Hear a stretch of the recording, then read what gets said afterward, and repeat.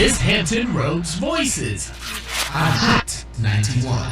Welcome back, everybody. I'm Benita Adams, and today on Hampton Roads Voices, we're talking about standing strong and moving forward in the face of life's adversity. Our number is 757-823-9110. And on the line, we have with us Darrell Bennett. He's an inspirational speaker and a transformational coach. He was a former attorney and graduate of Harvard Law School and Morehouse College, where he was valedictorian. And he's also the author of the book Comeback Swinging, a true story of resilience against all odds. So, Darrell, thank you for being on our show today and continuing in our next hour. And then we're also joined by his mother, Wanda Clark. She is a nurse, and she's here as well. Ms. Clark, thank you for joining us today. Thank you for having me, Benita. Absolutely. Now, we've been hearing so much about Darrell's story, and he was saying how instrumental you were in his life when he was growing up. Go ahead and let's go back just a little bit and tell us a little bit about Darrell as a child, and then an adolescent and a young man, and your relationship and how you raised him. Sure. So Darrell is my only child. Mm-hmm. So obviously, he had a very special and strong relationship, and now I always I always had high expectations for him. I'm a nurse myself. I've been a nurse since I was 17 years old. So I expected much more of Darrell than I would expected of myself. Wow. So I put a lot of pressure on him and not necessarily understanding being young. I was 21 years old when I had him. Mm-hmm. I knew I wanted more for him, like most parents do.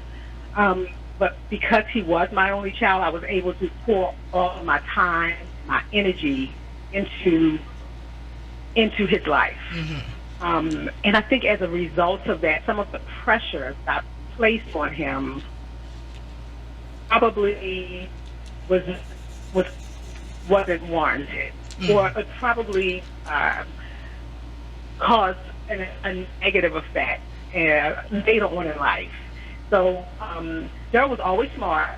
He was always very much a go-getter. He knew what he wanted to do. He went after it. Mm-hmm. But at the time, he was a kid. He's a kid. Mm-hmm. And I can remember raising him. I would get a lot of flack from family members or even from onlookers, people at church, on around. Let Darrell be a kid. He's a kid to be a kid. Well, I felt like he is a kid, but he can also learn. He's a kid, he can play, but he can also learn. I never felt like I took away his ability to play, because he played plenty. Darrell was always full of energy, and we always had a good time, but I turned everything into a learning experience. Right. Partly because that's the way I was raised. That's how my dad was with me. Like everything was, if we went to the grocery store, if I was in the grocery store with Darrell, I would have him calculate. Right. if the meat is 50 cents a pound and I'm getting 5 pounds of meat, you tell me how much it is. But I think especially 30-something years later, looking back, maybe I put pressure on him that I did not need to. Because as he got older and I stepped back, he put more pressure on himself. And to the point where many times when I was thinking, Darrell, it's okay. It's because if you got a 98 and not 100, the world's not going to come to an end. Right. It's fine. But he was real. I think I really turned him into pushing himself beyond, and sometimes some instances that was good, not always. And Darrell, as a child, as an adolescent, young adult, or what have you, did you feel your mother was putting too much pressure on you? Did you feel like the other kids got to play more? Mom, why do I have to calculate the meat? I mean, what were you thinking at this time? It's so, Benita, it's funny that you're like, I'm hearing my mom say, and she hinted this to my mom. I talk pretty much every day. So it's always interesting. You have two people that go through one thing and have two different perspectives. Mm-hmm. And I'm not saying this to kind of just make her feel better because, my mom can take it. My mom's the biggest person in my corner. I don't know. I don't feel that. One, I feel like there were a lot of times, I enjoy going to the market and seeing how close, for instance, I could get to the register's amount. Sometimes I went over, sometimes I went under. We had a lot of fun. I always said that my mother was, had rules, but I never considered her strict because it was a house with so much love. Right. Absolutely. But I think part of it is, in a way, and my mom has told me many times, especially as I got older, you don't have any children yet. You don't understand to your parent when our children make mistakes. As a parent, we're looking. But she doesn't know what it's like to be a son of a mother. Your mother as a son is your hero. You're the queen, all of these things. So I want it to be good and be the best, partly for her. And I can't necessarily say that's because of the pressure she put on me. And I would say this furthermore, I don't want to go too far, but I would say this furthermore, Benita, and my mom knows this, my mom had me in the church. So whether she said too much about pressure or not, we were in a church where we were reminded you were bought with a price. You are not your own. You can't live with one foot in the world and one foot in the kingdom of heaven. So I feel like those messages to be great did not just come from my mother.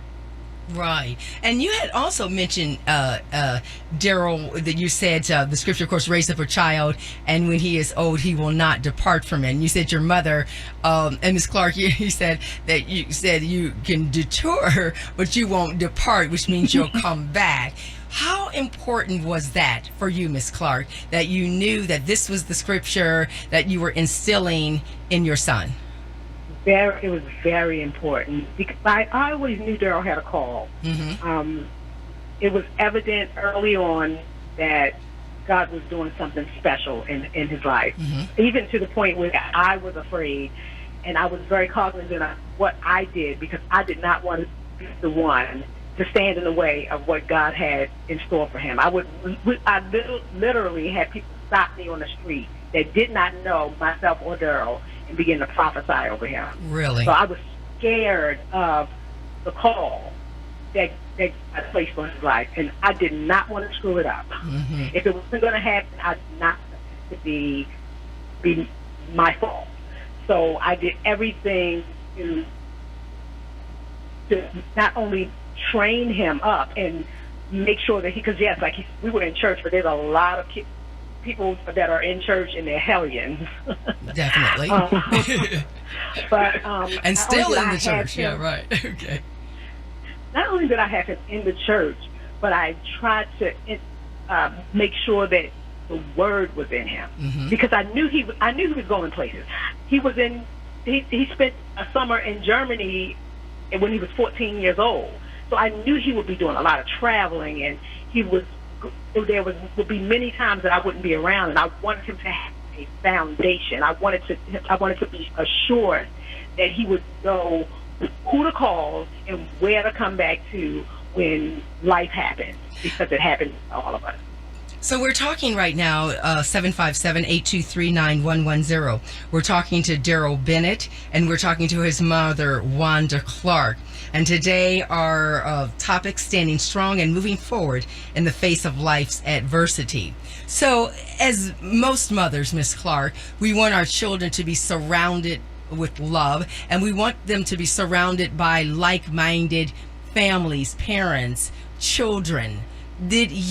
How did you go about having him surrounded by children who were like-minded, the same values, the same aptitudes of some sort, the same drive and gifting and calling? Were you able to do that at all?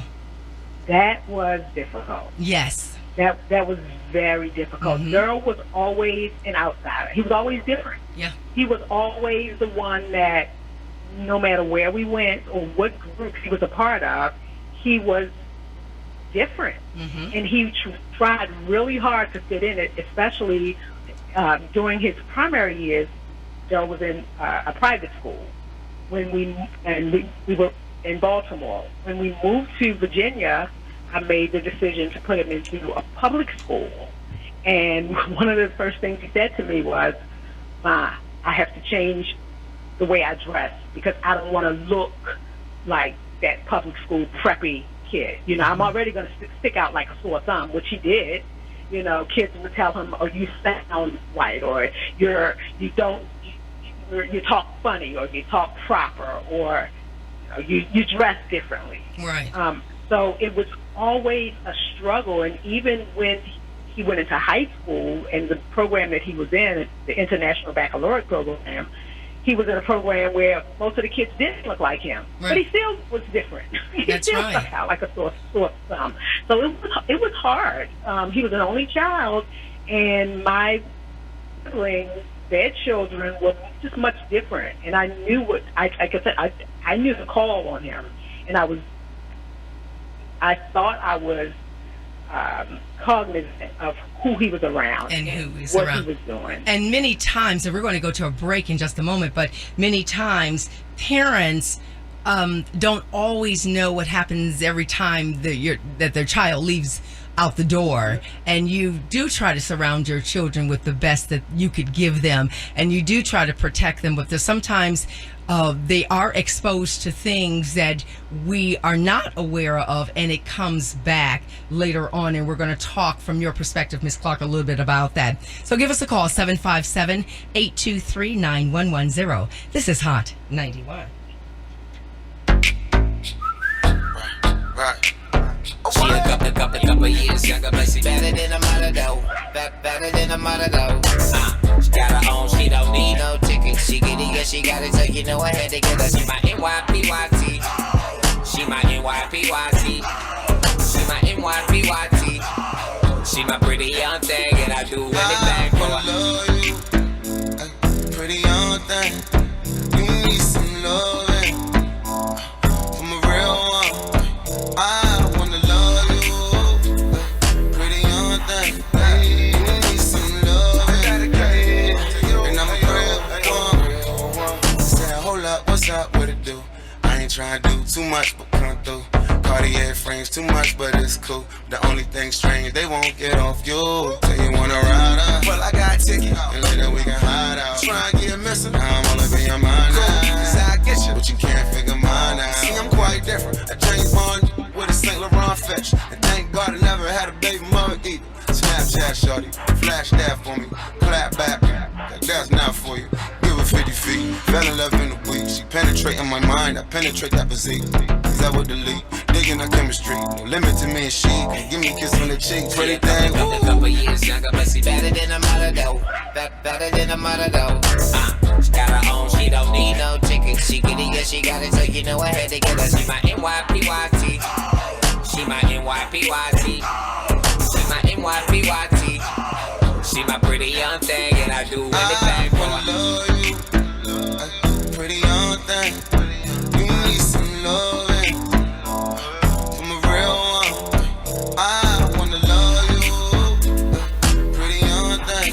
You need some loving, and I'm a real one. This one's for you.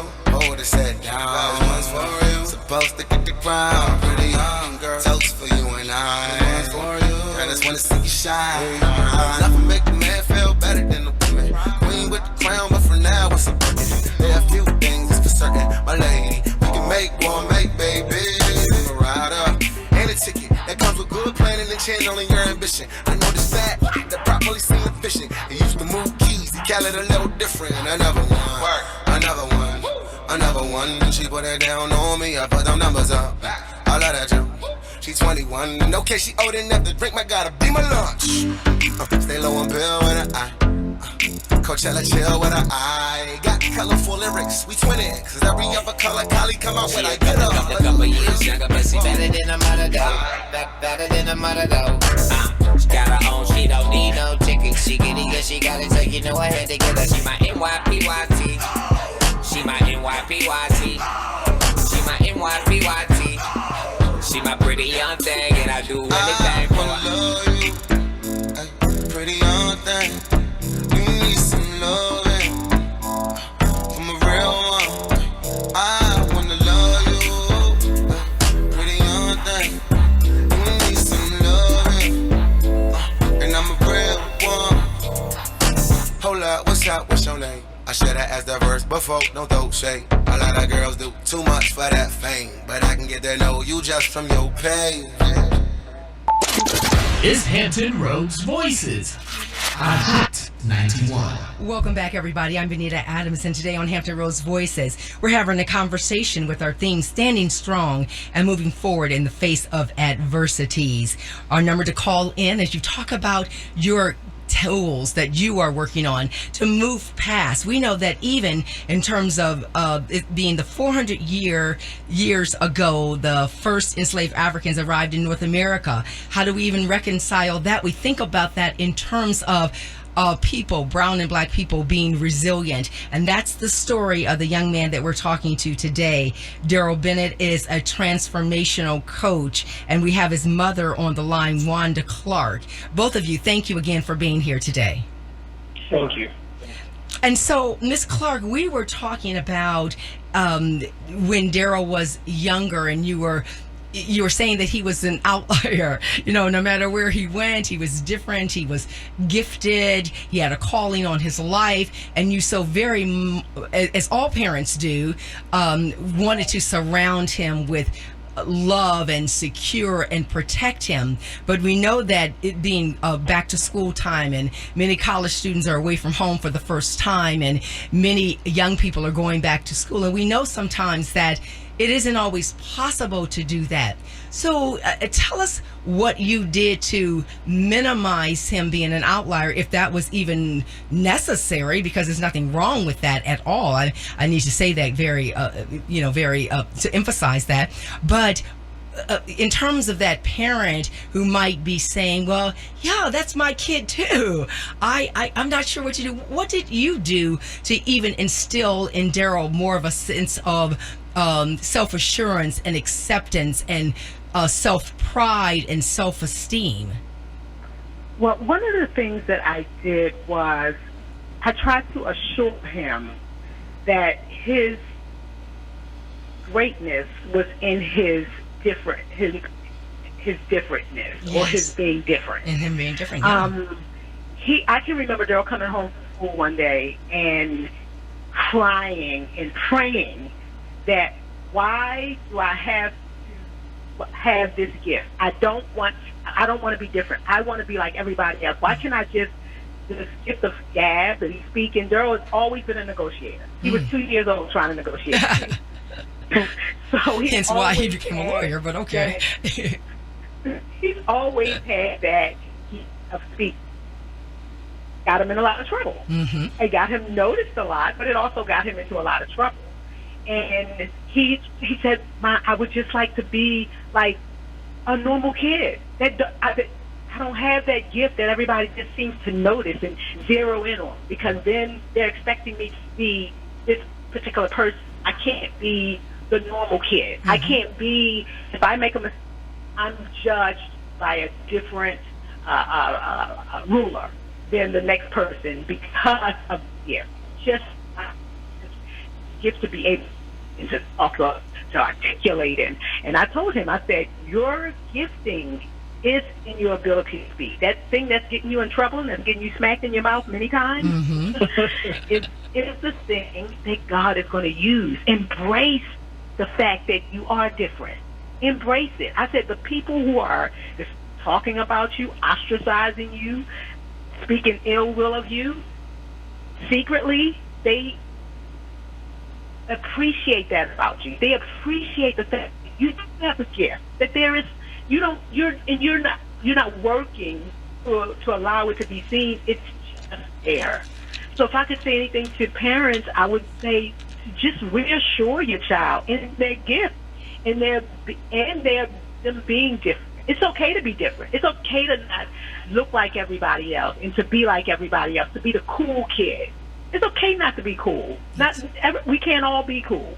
Right. And sometimes the literature says even about children, but and some of the children about educating African American children or African American boys. Sometimes it's the struggle: do I want to be smart or popular? And sometimes, unfortunately, our children pick the popular. It's easier to be popular, and then instead of being smart, or trying to push that gifting or that smartness away and say, no, I don't want to raise my hand every time and get the answer right. I don't always want to do that. Darrell, did you ever feel that way, that you felt you were too much of an outsider or smarter than the average child, or just very different? Or perhaps your mother had instilled such a love of learning and education and self-esteem in you that you didn't notice, or it didn't matter at all?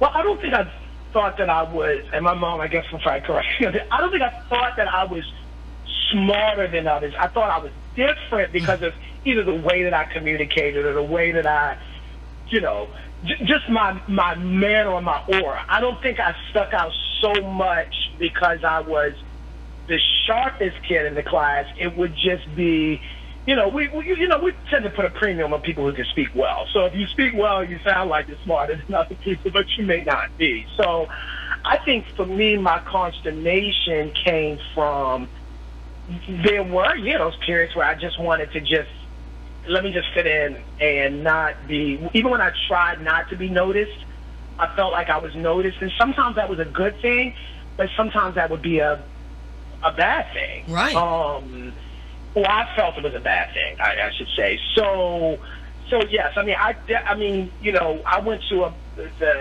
like Mommy mentioned, I went to in Baltimore. I was going to a private Christian school called New Psalmist Christian School. Then I was in a homeschool, then Catholic school, then public school. When I was in public school in Virginia, there were definitely kids who were a lot smarter than I was, but it did not take away from the fact that still I stuck out. Mm-hmm. So I was blessed in that way, that I didn't feel like I didn't want to raise my hand because I wanted to fit in, because I felt like whether I raised my hand or I didn't raise my hand, I was going to stick out. It didn't even matter. It's like, wait a minute, I don't even have my hand up. What are you talking about? Yeah. Right.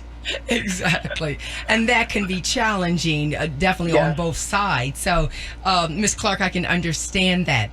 Our number, 757-823-9110. We're talking to Darrell Bennett and his mother, Wanda Clark, and we're talking about his experiences. Now he is a transformational coach, but his experiences in terms of the legal system and coming out of that, and now being able to encourage everyone else. So let's jump ahead, Ms. Clark. Let's jump ahead.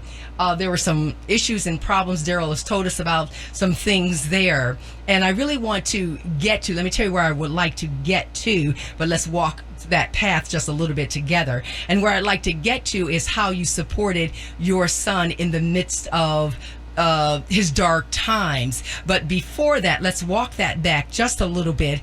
And when did you realize, or when did you find out what was going on with your son, and how that came to be, before we get to how you encouraged him and how others can encourage their own family members?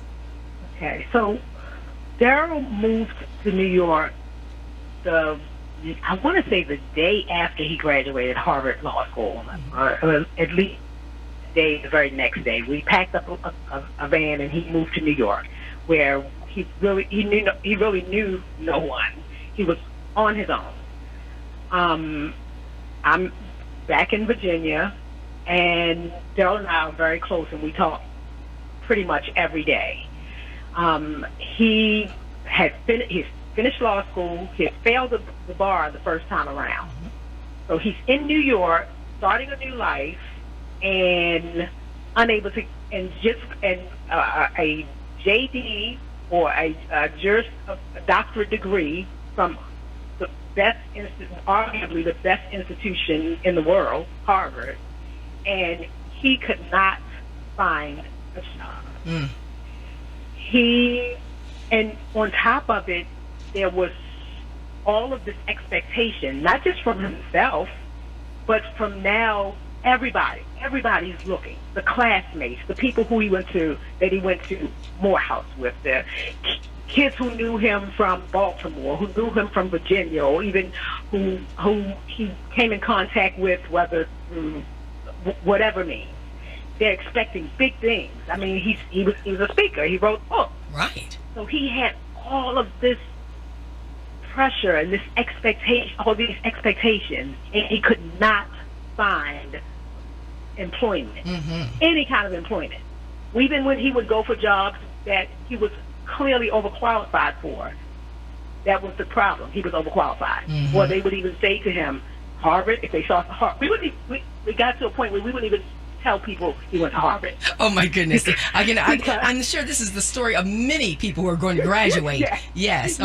I understand that.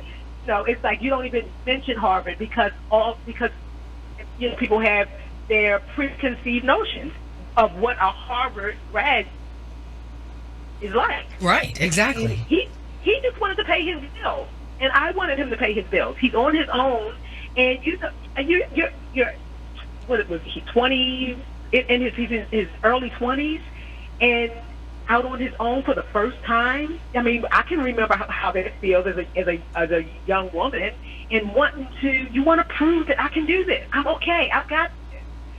And each day and each time he was rejected, I could feel and hear him becoming more and more discouraged. And like I said, we talked all the time.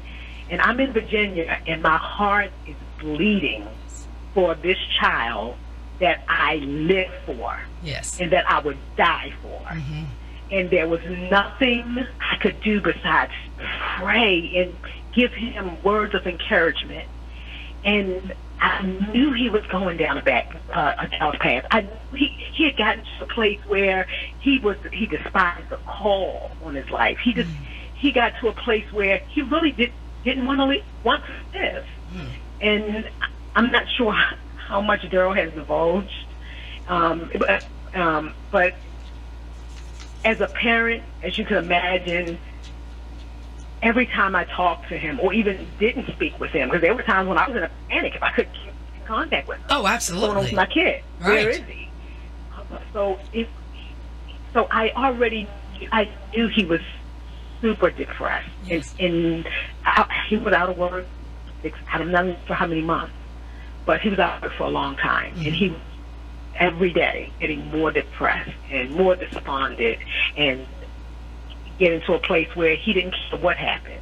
So I knew it was only a matter of time before something happened. Right. Didn't know what, but I knew that it could not go on day by day like this. That's right. And I can feel for you as a parent myself, but all of our parents and guardians and grandparents listening, we would live and die for our children. We would live and die for those that we love, and yet we know that some things are out of our hands. We can't, we could say, give this boy a job. I'm his mama. Give the boy a job. He is qualified. He's a wonderful person and he has a calling on his life. That would be great, right? But we know some things are out of our hands. And so it hurts our hearts very much when it's almost, what can I do? What can I do? And yet we see we see this person, or we hear what's going on, and we see them slipping and going deeper and darker at that time. So Darrell, pick the story up just a little bit. So at this point, your mom is saying that she's hearing what's going on. You guys are talking and so forth. And tell us a little bit, because I want to get to this upswing. Tell us a little bit about this tipping point that made you go down the rabbit hole, as it were, so we can get to this upswing. Tell us, pick up where your mother left off right there. Wow. I mean, this is emotional for me to even listen. This is the first time we've done this. I mean, this is emotional. I'm just listening. I mean, I don't really, this is emotional. I don't know what,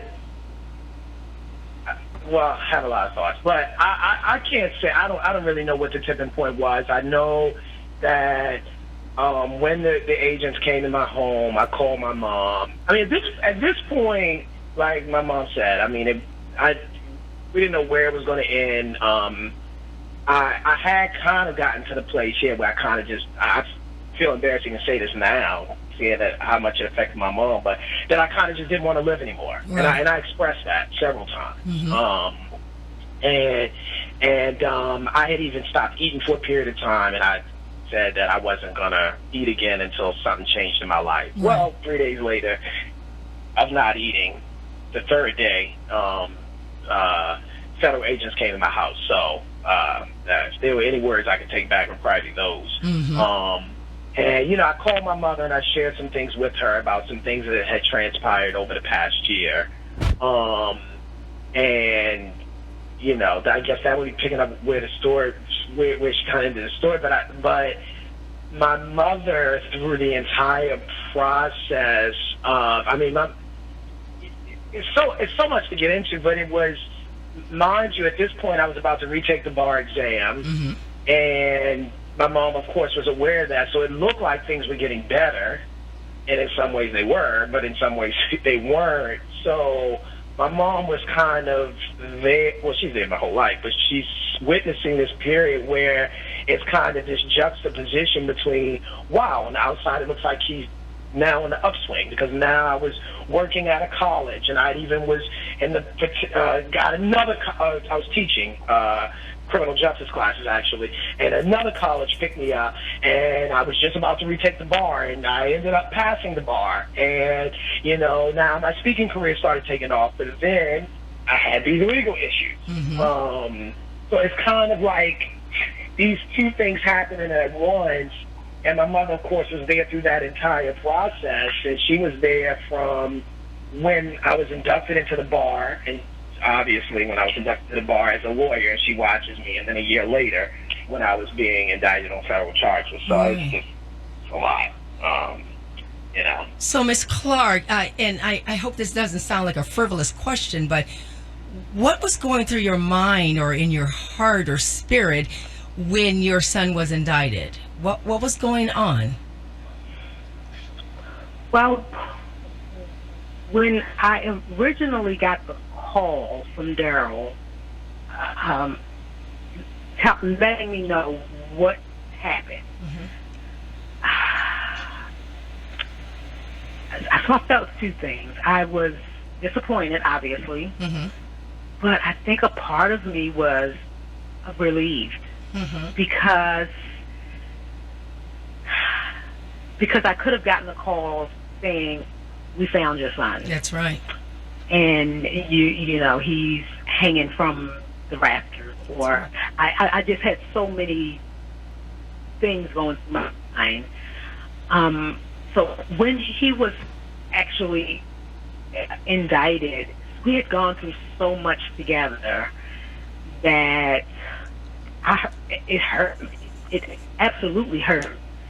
But I almost felt like God was sparing him in a weird way. And you know, sometimes you have to hit rock bottom. Absolutely. And you know, things could have turned out so much worse.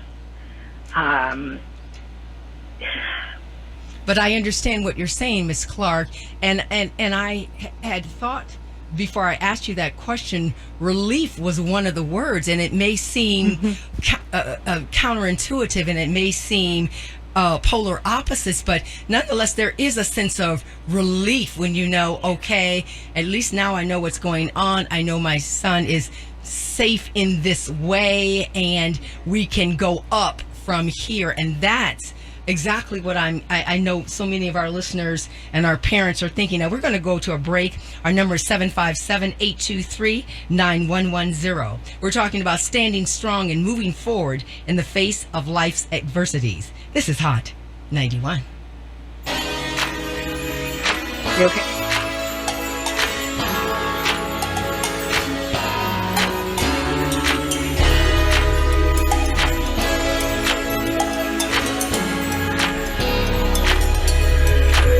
I've been feeling kinda cooped up. I'm trying to get some fresh air. Hey, girl, you got the roof out. You know whenever rains here. Hey, you ain't got a flash when you're taking your picture. You ain't gotta drown no extra attention. Paparazzi wanna shoot ya. Time for less out here. I've been in my bag anyway, trying to throw a bag in the sand.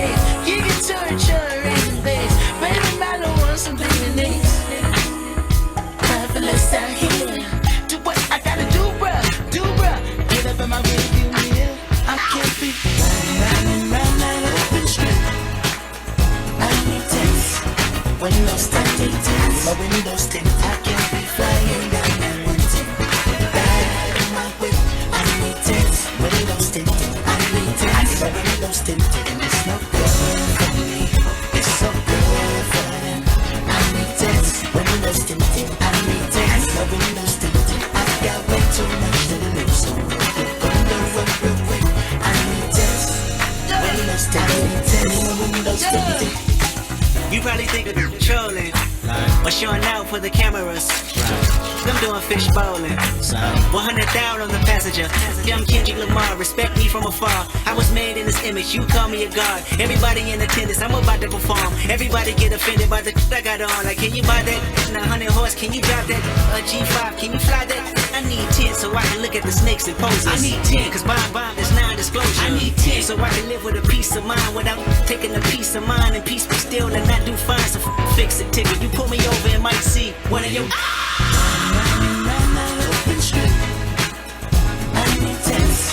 Windows tinted, my windows tinted. I can't be flying down that one tip. Back in my whip, I need tints. Windows tinted, I need tints. My windows tinted, and it's no good for me. It's so good for them. I need tints. Windows tinted, I need tints. My windows tinted. I've got way too much to lose, so we're gonna run real quick. I need tints. Windows tinted, I need tints. My windows tinted. You know I like it presidential. Stretch it out, that's a limo. Pull it up and let me get behind you. Where we going, they don't need to know. Ghost riding in the fan. Never see me coming. She wanna hold me like a ransom, but the money keep me running. I know I've been in my bag anyway. Trying to throw a bag in the safe. You can turn in the base. Baby, I don't want some billionaires. Travelers out here. Do what I gotta do, bruh. Get up in my rearview mirror. Round that open street. I need tints. Windows tinted, my windows tinted. I can't be flying down that one tip. Back in my whip. I need tints. Windows tinted. I need tints. My windows tinted, and it's no good for me. It's so good for them. I need tints. Windows tinted. I need tints. My windows tinted. I've got way too much to lose, so we're gonna run real quick. I need tints. Windows tinted. My windows tinted. I think I'm about to black out. Can't see me when I act out tonight. I got some moves I gotta make though. We got the goons up on the payroll. They wasn't me coming, no. I think I'm about to black out. Can't see me when I act out tonight. I got some moves I gotta make though. We got the goons up on the payroll. They wasn't me coming. It's Hampton Roads Voices on Hot 91. Welcome back, everybody, to Hampton Roads Voices. We're talking with our theme today, standing strong and moving forward in the face of life's adversities. And we're having motivational and transformational coach and speaker Darrell Bennett on the line and his mother, Wanda Clark. We want to hear from you as well, 757-823-9110. Adversity, staying strong, resilience. Those are our words today. Give us a call, 757-823-9110. So, Miss Clark, you were saying that you, when your son was indicted, you felt a sense of disappointment and a sense of relief in knowing that your son at this point hopefully will just move forward and go up from this point. But disappointment in the sense of, as parents, of course, we think, I put everything into this child, all of my love and confidence and guidance and those kinds of things. Did you express your disappointment to your son? In that moment, I'm not really sure that I did. I'm sure at some point I did. I did. I knew we were kind of in crisis, and we had to.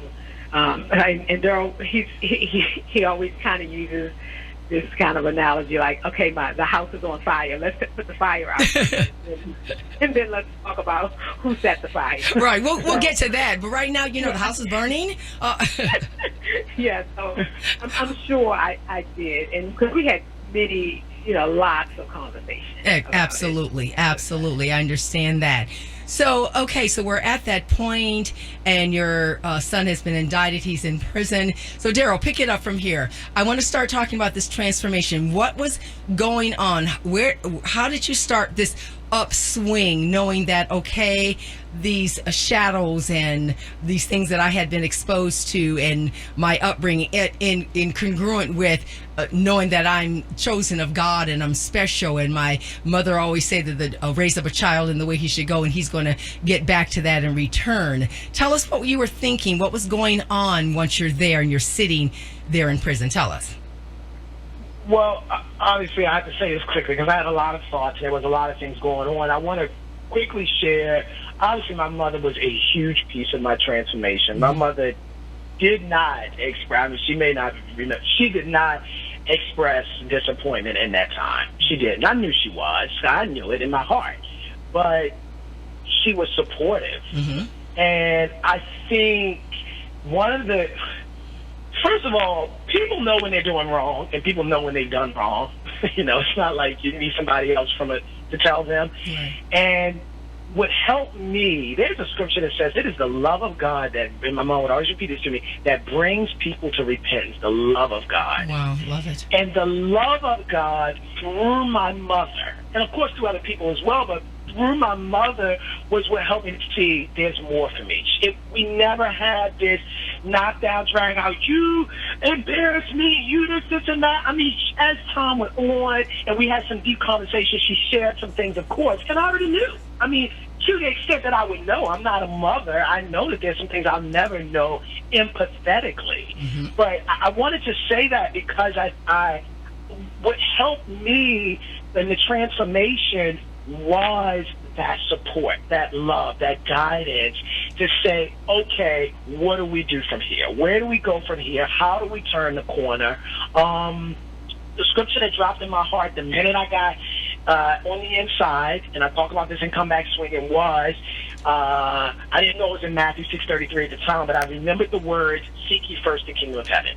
And having everything kind of stripped away, I heard this old church mother say, I realized Jesus was all I had, was all I needed when Jesus was all I had. So there are some things in life a man has to walk alone. Yes. And having that period alone, having that period of stripping away, I began to really delve deep, not into religion or religiosity, but into like, okay, who am I? Right. I've played so many parts for so long. Who am I? Who am I? And so the transformation for me began at that place. It was at the place of acknowledgement. It was at the place of saying, you know what, you made some poor decisions. Yes, there were some things that were out of my control in life, but there were things that were in my control, and more was in my control than was not. And sort of acknowledging that, and kind of, and then I had therapists. I mean, that word, I won't use that word as too offensive. I had support staff who were trained in psychology. Oh my. That helped me both on the inside and out after I was released, to help me begin to think differently about the story that I was telling myself about my life. Right. So those were the sort of core things that, coming back to the core of who I am, that delving deep into reading the word and trying to understand who am I, that support that I received from my mother, because I want to say I had a couple close people that really looked out for me, a couple, but I did not have this large support system. I had a strong support system, but it was not a large one. But that's fine. Because I didn't need a bunch of opinions in my life at that point, because that's partly what led me down this dark road. I was led by, I had all these things in my life before. So those were the things that really began. And that began, I will go ahead and say at the moment that the confrontation with law began, that didn't begin at the day I walked in prison. It definitely didn't begin the day I walked out, because if I would have waited to then, I think I'd still be in there.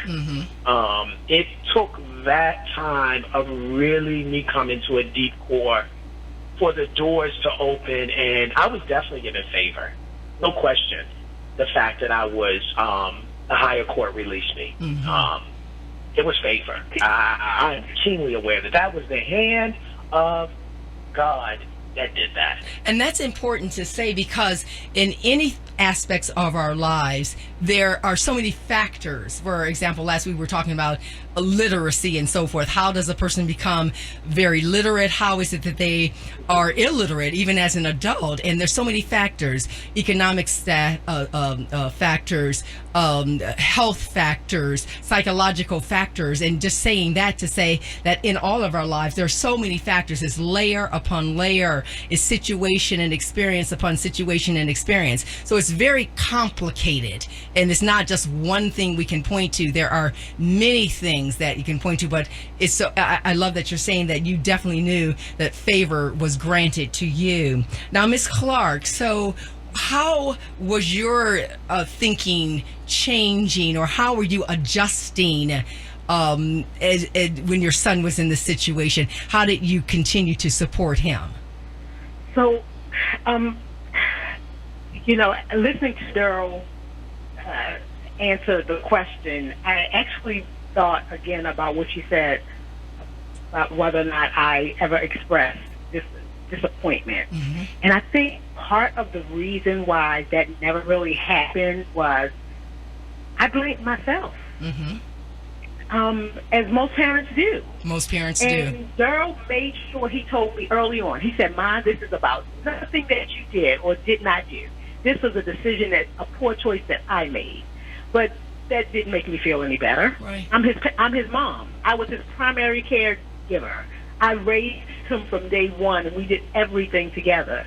So it's the disappointment. If there was disappointment, there was disappointment in myself. I had to go back and think about what could I have done differently. What signs I missed. What signs? And any parents that are out there listening, don't ignore the signs. Right. There are always signs. We may not want to see them, or we will minimize them, thinking, "Oh, that's just life. That's they're boys." But there were signs, and I missed the signs. So I blamed me, and there were my preacher and plenty of people who said, "Wanda, why would you blame yourself? You did this, you did that." I said, "Look, when Darrell graduated from Morehouse College, with every award that he got, when he graduated from Harvard, I was the one who yelled the loudest and felt like because of some of the things that I did, I was able to partake in the greatness, in all this greatness. Now all of a sudden, I want to step back and say it's not I don't have anything to do with that. No, I think sometimes as parents, we have to own our part. He didn't raise himself.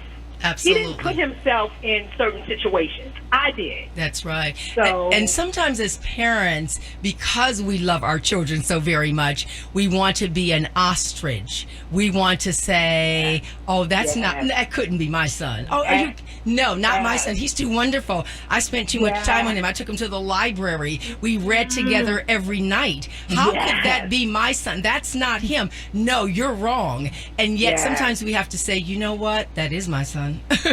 That's my child that I still love, and yet that is my child." And so many parents, I feel so much with what you're saying, Ms. Clark, because so many times as parents, we look at ourselves, and we have to look at ourselves. It isn't that person didn't make a choice. They have to have personal responsibility, but we also have to say, what part did I play? Maybe in just simply ignoring or wishing it away, or saying, "Oh no, he's too beautiful and wonderful, and you know that. So I hear parents out there saying, "You're right. You're absolutely right in that." How would you encourage? We don't have a lot of time left.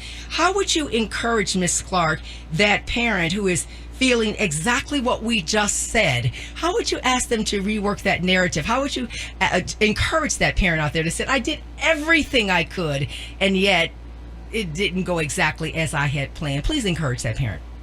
I would say it's hard. It's rough, but you have to be honest with yourself. Yes. You have to be honest with your role, whatever that role is. It doesn't make you a bad parent. It doesn't make me a bad mom because this happened to Darrell. It just means that I'm flawed. There are things that I missed. And I'm hoping that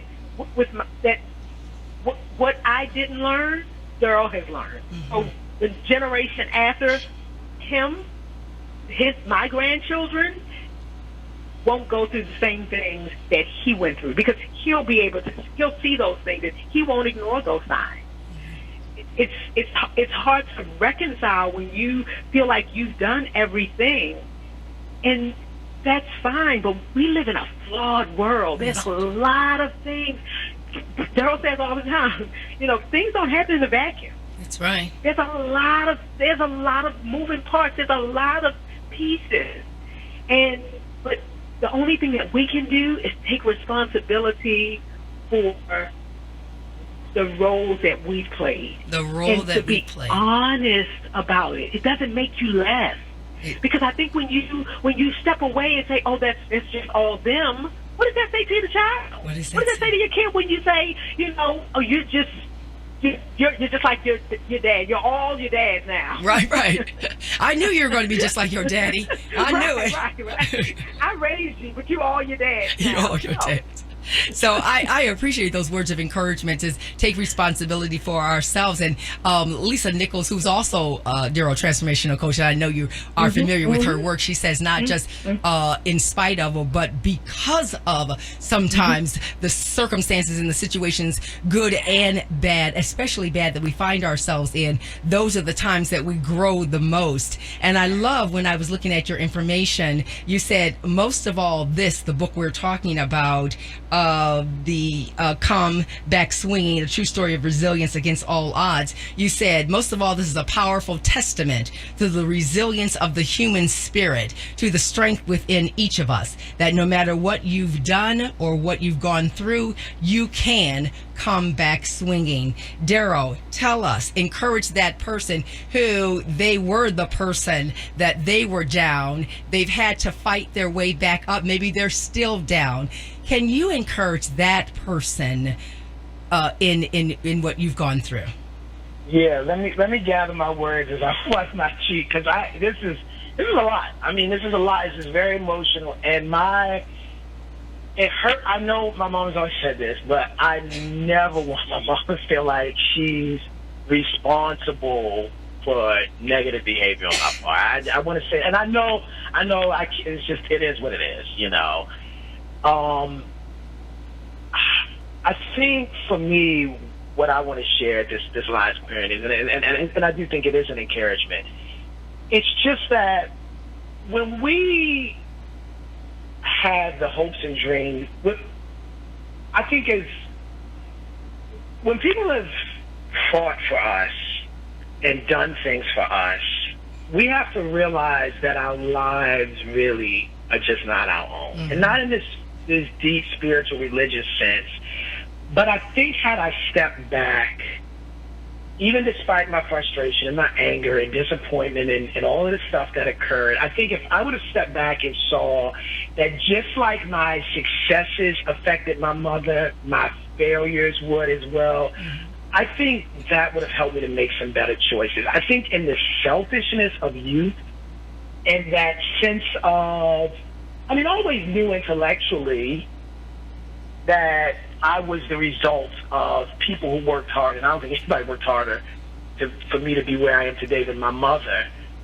But I don't think I really understood what that meant. Yes. When I think back that I would get on the phone with her and say, I want to take my life, because she shared that earlier. Right.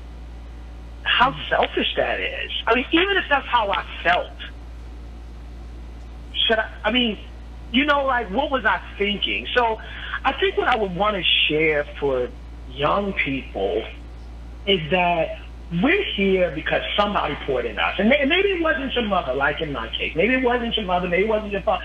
Somebody poured into you. And if you can point to any success in your life at all, it's because somebody poured into you. Yes, you made personal decisions, but they poured into you. And remember that when you make decisions that you make, because it is not just the good things that follow, it's also the negative things. And so I just wanted to say that because I think just hearing my mom share this is the first interview we've done together, and hearing her share that is just a reminder for me, like, Dad, I was really, and I know she's not saying this for me to feel, it was really selfish. Not just the decisions, but just the way that I went about life at that time in my life, you know? Absolutely. So, I love that you say that because, and then I'm going to ask for your contact information, Darrell, but I would just echo what you said. My children are adults now, but I would always tell them, your life is not your own. It belongs to other people. And everything you do affects those that love you. And so you're saying that, the good and the bad. So that's so important to hear that, especially as we said, as young people are going away from home for the first time, going to college, or K through 12ers are headed back to school, and all the people they're going to interact with and be involved with. We just have to realize that there is someone in the choices that we make that our lives will affect. I'm telling you, this has been an amazing conversation, and I know that we have touched some lives and some hearts.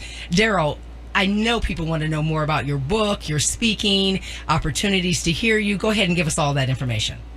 Yeah, so my website is darrellbennett.com. That's DarrellBennett.com, and it has, Comeback Swing as well as my other books. And my mom was in the process of writing the book, but she's about to put her book out soon. And it's about her perspective and the ministry that she has to reach parents and people who are in similar situations as parents, guiding their children and just life. And so I want you to reach out to my mom as well. I let her, I don't know, Mom, do you still have your site up? I do not have my site up. Thank you very much. Okay, you got to get your site back up. It's so much ministry, Monty, that you... Anyway, those words of wisdom were incredible. Y'all need to follow my mom. She's on Periscope, and she does messages every now and again as well. Absolutely. So we have just heard from Darrell Bennett, a transformational coach, and you have heard his amazing story. But right along with that, you've heard his mother, Wanda Clark, and her amazing story of resilience as well. So it really has been a pleasure being with you today. Don't forget, we are here every Friday, 5 to 7 p.m. And if you missed this today or want to hear more of it or want to encourage someone to listen, we rebroadcast this on Sunday, 12 to 2. You can email me and ask me questions or suggest topics. It's bkadams@nsu.edu. That's bkadams@nsu.edu. And of course, follow us online. And we have our YouTube channel where you can hear this again and again. So we encourage you to listen to us each week and follow us on Facebook and Instagram and all social media. Again, we'll see you next week right here on Hot 91.